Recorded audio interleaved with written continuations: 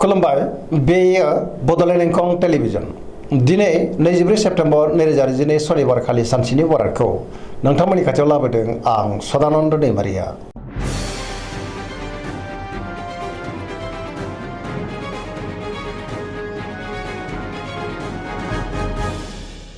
सिगां फरायनो लादों मेष राशि गिबि हांखो अ ल दिनैनि साना मोजां आरो गाज्रिनि गेजेरजोंनो बाबेनलांगोन। मावनो लानाय खामानिखौ मावफुंनो गोब्राब जागोन। गोसोखौ दिनै जोबोर गुलाय गुजाय मोननो हागौ। देहाया मोजाङै थागोन अब्लाबो नाथाय जानाय लोंनायाव सांग्रां जानांगोन। बहानिफ्रायबा हरखाबै गाज्रि खौरांबो फैनो हागौ। रांखावरियाव मोजां बेफार फालांगियावबो मोजां होनजायो। आयाबो बांगोन। सोरबा लोगोनिफ्राय हेफाजाब मोननो हागौ। न'खराव बिसि फिसायनि गेजेराव अनलायनाय फैगोन। बिदा फंबायजों मोजां सोमोन्दो थागोन। गुबुननि गोसोखौ नाथाय बोनो गोब्राब जागोन। गोसोनि बोलोआ लोरबांबो जानो हागौ। समाजाव मान मोनगोन। लाइमोनफोरा जोबोर रमान्टिक जागोन आरो गावबा गावनि गोसोनि साननायखौ फोरमायलायनोबो हागोन। वृष राशि गिबि हांखो इ उ ब दिनैनि साना जोबोर मोजां। गोसोखौ जोबोर गोजोननाय मोनगोन। सोरनिबा थाखाय गोबां मोजां खामानि मावनानै होनोबो हागौ। गोसोनि बोलोआ बांगोन। मावनो लानाय खामानिखौ थि समावनो मावफुंनो हागोन। सिगांनि बबेबा आद्रा खामानियाबो दिनै मावफुंजागोन। समाजाव मान मोनगोन। रांखावरियाव मोजां अब्लाबो नाथाय खरसाया बांगोन। बेफार फालांगियाव मोजां होनजायो। न'खराव बिदा फंबायजों मोजां सोमोन्दो थागोन आरो बिमा बिफानि अननाय आरिफोरखौ मोननो हागौ। देहाया मोजाङै थागोन अब्लाबो नाथाय जानाय लोंनायाव सांग्रां जानांगोन। जायखि खामानि मावानो मोनफ्रोमबो खामानिखौ मोजाङैनो मावफुंलांनो हागोन। गोसोनि साननायफ्रा जाफुंनो हागौ। पजिटिभ एनार्जिनि गोहोमबो गोग्लैगोन। पजिटिभ साननो रोंगोन। गोथों आरो गोग्गो साननो रोंगोन। गियाननि आंखाल जानाय नङा।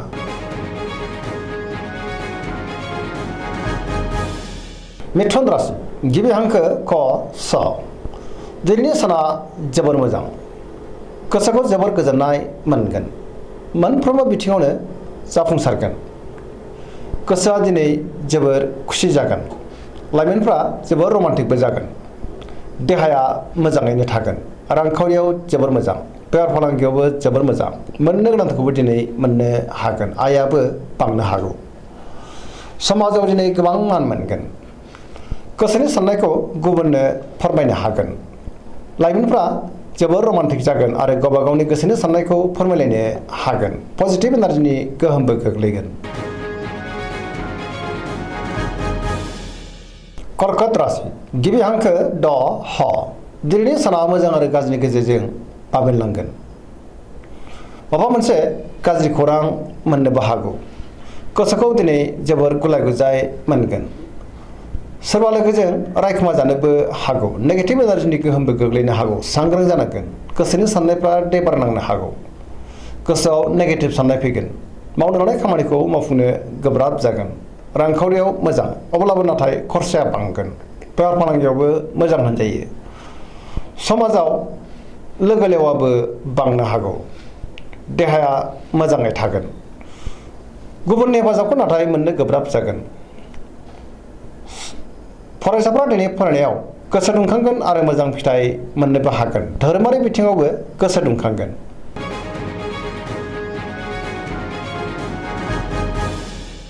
सिंह राशि गिबि हांखो म ट दिनैनि साना मोजां आरो गाज्रिनि गेजेरजों बाबेनलांनो हागौ। गोसोआव गोनो गोथो साननाय फैगोन। मावनो लानाय खामानिखौ मावफुंनो हागोन। सोरबा लोगोनिफ्राय हरखाबै गाज्रि खौरांबो मोननो हागौ।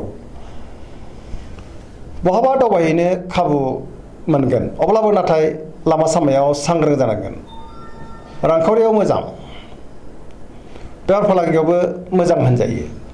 गोसोनि साननायखौ दिनै गुबुननो फोरमायनो हानाय नङा। गुबुना गोरोन्थि बुजिनो हागौ। न'खराव अनलायनाय फैगोन। समाजावबो मान मोनगोन। गुबुननि गोसोखौ दिनै बोनो गोब्राब जागोन। देहाया मोजाङैनो थागोन अब्लाबो नाथाय जानाय लोंनायाव सांग्रां जानांगोन। गुबुननि थाखाय नाङा फाङा जेंनायाव गोग्लैनांनोबो हागौ। गोसोआ दिनै जोबोर उसुखुथु जागोन।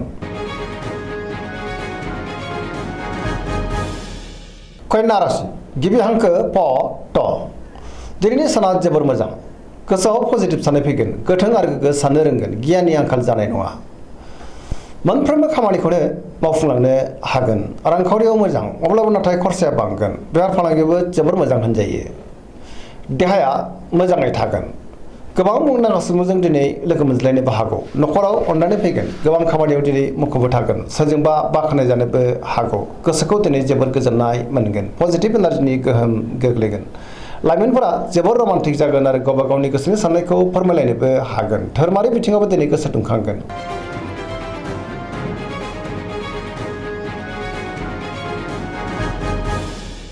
तुला राशि गिबि हांखो र ट दिनैनि साना बारा मोजां नङा गोबां रोखोमनि देहायारि जेंनाजों खस्थ' मोननांनो हागौ गोथों आरो गोग्गो साननो रोंनाय नङा गियाननि आंखालबो जानो हागौ गोसोनि बोलोआ लोरबां जागोन गावनि गोसोनि साननायखौ गुबुननो फोरमायनो गोब्राब जागोन मावनो लानाय खामानिखौ मावफुंनो गोब्राब जागोन देहाया दिनै बारा मोजां थानाय नङा रांखावरियाव मोजां बेफार फालांगियावबो मोजां होनजायो समाजावबो दिनै मान मोननो हागोन अब्लाबो नाथाय सोरनिबा गाज्रि नोजोर गोग्लैनोबो हागौ गुबुननि थाखाय नाङा फाङा जेंनायाव गोग्लैनांनोबो हागौ सांग्रां जानाया गाहाम सेंग्रा सिख्लाफ्रा जोबोर आला खाला जानो हागौ गोसोआव नेगेटिभ साननाय फैगोन आरो नेगेटिभ एनार्जिनि गोहोमबो गोग्लैनो हागौ सांग्रां जानांगोन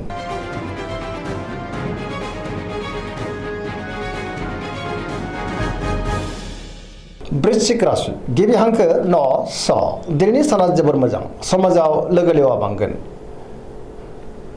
पजिटिभ एनार्जिनि गोहोमबो गोग्लैनो हागौ बयजोंबो गोरोबनो रोंगोन सोरजोंबा बाख्नाय जानोबो हागौ गोसोआव गोथों आरो गोग्गो साननो रोंगोन गियाननि आंखाल जानाय नङा मावनो लानाय खामानिखौ थि समावनो मावफुंनो हागोन सिगांनि बबेबा आद्रा खामानिखौबो दिनै मावफुंनो हागोन गुबुननिफ्राय थोजासे हेफाजाबबो मोननो हागौ गोसोनि साननायफ्रा दिनै मोगथाङाव जाफुंगोन गोसोनि बोलोआबो बांगोन समाजाव बयजोंबो अनसायजागोन न'खराव अननानै फैगोन रांखावरियाव मोजां नाथाय अब्लाबो खरसायाबो बांगोन बेफार फालांगियाव दिनै जोबोर मोजां होनजायो देहाया मोजाङैनो थागोन अब्लाबो नाथाय जानाय लोंनायाव सांग्रां जानाया गाहाम गुबुननि हेफाजाबखौ थोजासे मोननो हागौ लाइमोनफोरा जोबोर रमान्टिक जागोन आरो गावबा गावनि गोसोनि साननायखौ फोरमायलायनोबो हागोन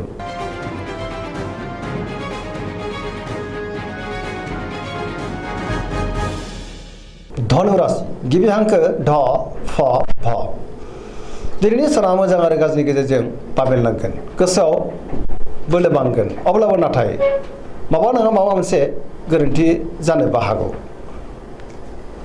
गोसोनि साननायफ्रा देबोर नांनोबो हागौ रांखावरियाव मोजां बेफार फालांगियाव मोजां होनजायो आयाबो बांगोन न'खराव बिसि फिसायनि गेजेराव अननानै फैगोन बिदा फंबायजों मोजां सोमोन्दो थागोन बहाबा दावबायनो एबा हान्थिनो खाबु मोननो हागौ आरो मोजाङैनो हान्थिनोबो हागोन देहायाबो दिनै मोजाङैनो थागोन न'खराव अननानै फैगोन बिदा फंबायनि हेफाजाबखौ दिनै मोननो हागोन धोरोमारि बिथिङावबो गोसो दुंखांगोन लाइमोनफोरनि गोसोआ दिनै जोबोर रमान्टिक जागोन आरो गावबा गावनि गोसोनि साननायखौ फोरमायलायनोबो हागोन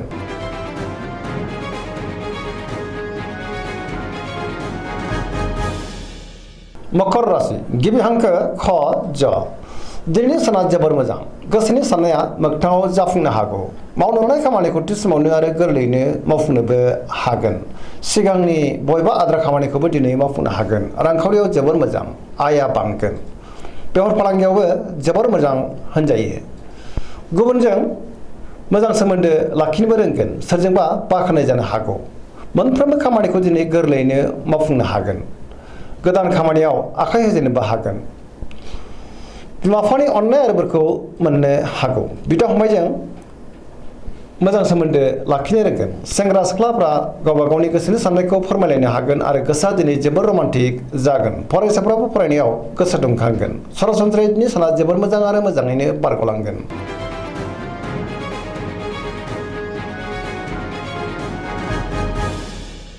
कुम्भ राशि गिबि हांखो ग स दिनैनि साना जोबोर मोजां गोसोखौ दिनै जोबोर गोजोननाय मोनगोन मावनो लानाय खामानिखौ थि समावनो आरो गोरलैयैनो मावफुंनो हागोन अब्लाबो नाथाय गोसोनि साननायफ्रा देबार नांनो हागौ समाजाव मान मोनगोन गोबां मुंदांखा सुबुंजों दिनै लोगो मोनज्लायनोबो हागौ रांखावरियाव जोबोर मोजां बेफार फालांगियावबो जोबोर मोजां आयाबो बांगोन देहाया दिनै मोजाङैनो थागोन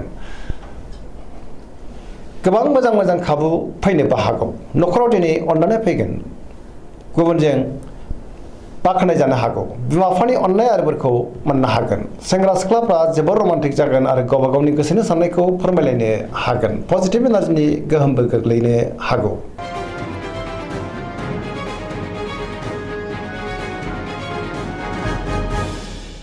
मीन राशि गिबि हांखो ड स दिनैनि साना मोजां आरो गाज्रिनि गेजेरजों बाबेनलांनो हागौ गुबुननि थाखाय नाङा फाङा जेंनायाव गोग्लैनांनोबो हागौ गोसोआव गोनो गोथो साननाय फैगोन गोसोनि बोलोआ लोरबांबो जानो हागौ गावनि गोसोनि साननायखौ गुबुननो फोरमायनो गोब्राब जागोन देहाया मोजाङै थागोन अब्लाबो नाथाय जानाय लोंनायाव सांग्रां जानांगोन रांखावरियाव मोजां बेफार फालांगियावबो मोजां होनजायो सोरजोंबा रायखोमा जानोबो हागौ सोरनिबा गाज्रि नोजोर गोग्लैनोबो हागौ सांग्रां जानाया गाहाम लाइमोनफोरनि गोसोआ दिनै जोबोर आला खाला जागोन गावबा गावनि गोसोनि साननायखौ फोरमायलायनोबो गोब्राब जागोन माबा नङा माबा मोनसे गोरोन्थिबो जानो हागौ फरायसाफ्रा दिनै फरायनायाव गोसो दुंखांगोन आरो मोजां फिथाइ मोनगोन दिनैनि राशि फरायनाया एसेनोसै जोबनायाव बेखौनो खावलायो जाहाथे नोंथांमोना सानफ्रामबो जोंनि बे बड'लेण्ड इंखं टेलिभिजनखौ नायबाय थायो आरो साबस्क्राइब खालामो लोगोसे लाइक खालामो आरो शेयार खालामो एसेनोसै गोजोन्थों